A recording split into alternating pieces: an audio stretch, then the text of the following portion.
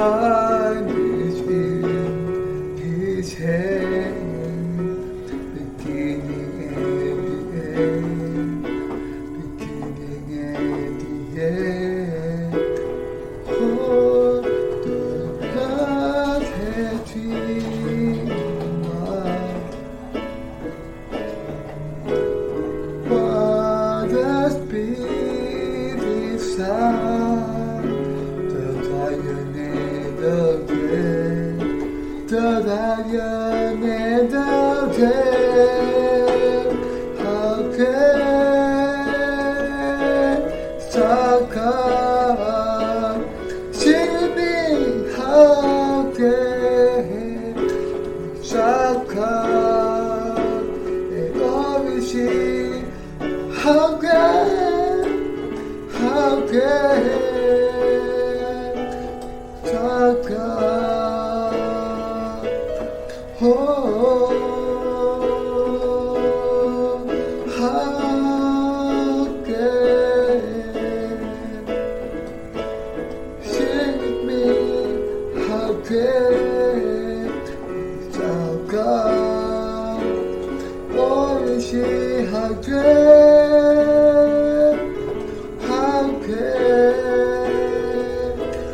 Saka? Let us sing from the beginning. The splendors of the King, the Lord humanity, they know the earth is joy, they know the earth is joy. You are in check in God, and darkness shall to have, and never there before, and never there before. How can we stop God? Be with me. How can is our God? And always see how can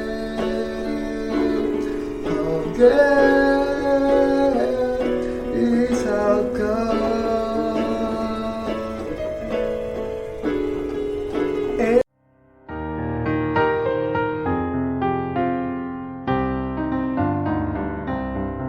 Dan hidup kembali, dan Tuhan pasti akan mengangkat kita.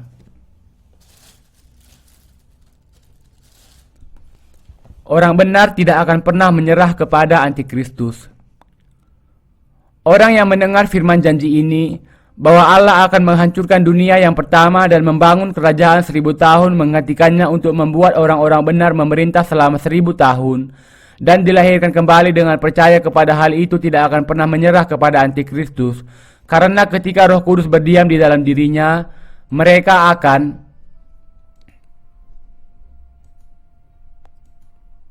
mengetahui segala sesuatu. Tetapi mereka yang tidak memiliki Roh Kudus tidak akan mempertahankan nyawanya dan menyerah kepada iblis, karena takut bahwa mereka akan kehilangan nyawanya kalau mereka menolak untuk mengikuti arus yang kuat dari apa yang sepintas nampak seperti sebuah dunia baru.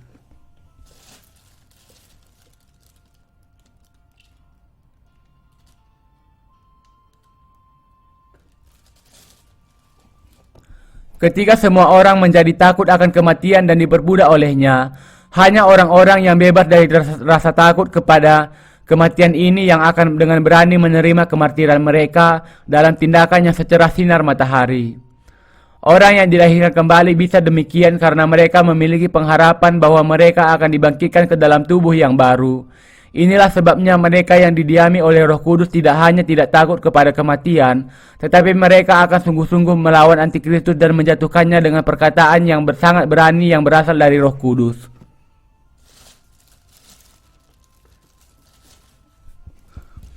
Mereka bisa saja takut saat ini, tetapi mereka yang dimeteraikan oleh Roh Kudus dengan percaya kepada Injil air dan Roh akan, melalui Roh Kudus, mengatakan perkataan-perkataan yang tidak akan pernah bisa dijawab oleh musuh-musuh mereka.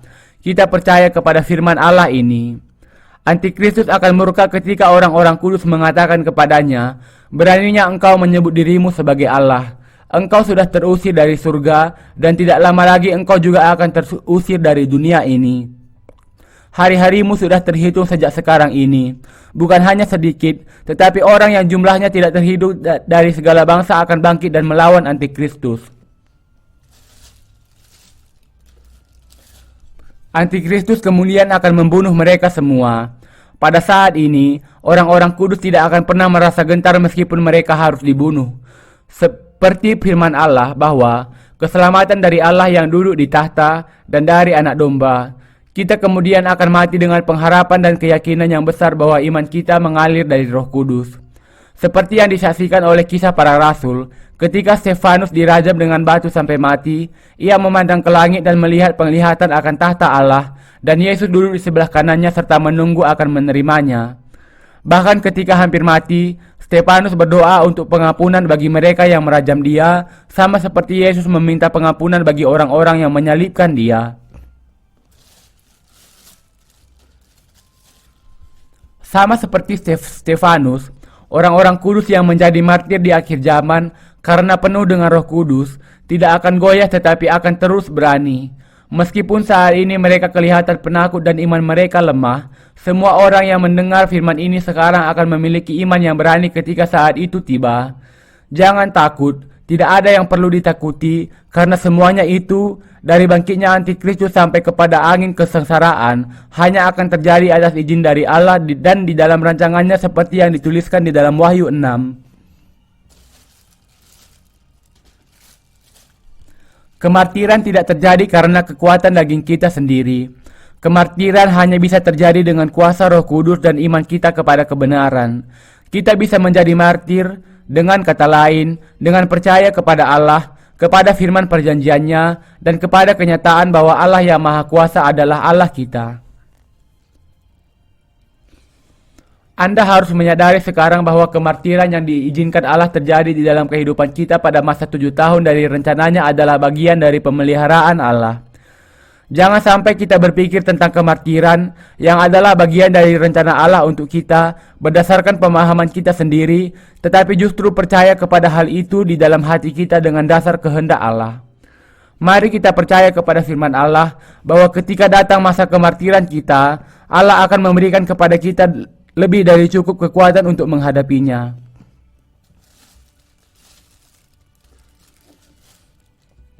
Di semua dunia ada pemerintah yang mutlak.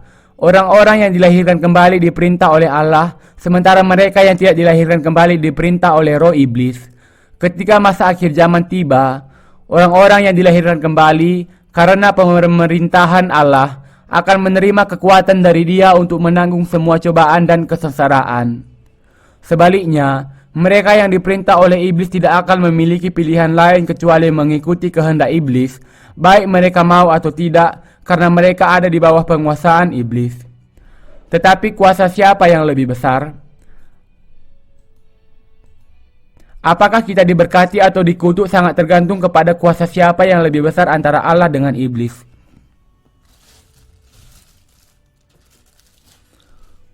Siapa yang pasti akan diselamatkan di akhir zaman ditentukan oleh siapa yang kita percaya dan kita ikuti, kepada perkataan siapa kita percaya. Mereka yang percaya kepada Allah dan firman-Nya akan dilindungi, diberkati, dan diberi kehidupan kekal oleh kekuasaannya yang maha kuasa dan wewenangnya untuk selamanya. Tetapi mereka yang lebih mendengar perkataan iblis dan menyerah kepadanya akan dilemparkan ke dalam neraka bersama-sama dengan dia yang tidak memiliki kuasa untuk membebaskan mereka dari neraka. Inilah sebabnya Allah memberikan firman-Nya di dalam Wahyu 1 ayat 7. Dari pasal 8 dan selanjutnya, Wahyu mencatat dengan terperinci apa yang akan terjadi di masa kuda hijau kuning. Pertama-tama, malapetaka ketujuh sangkakala akan datang ke dunia ini.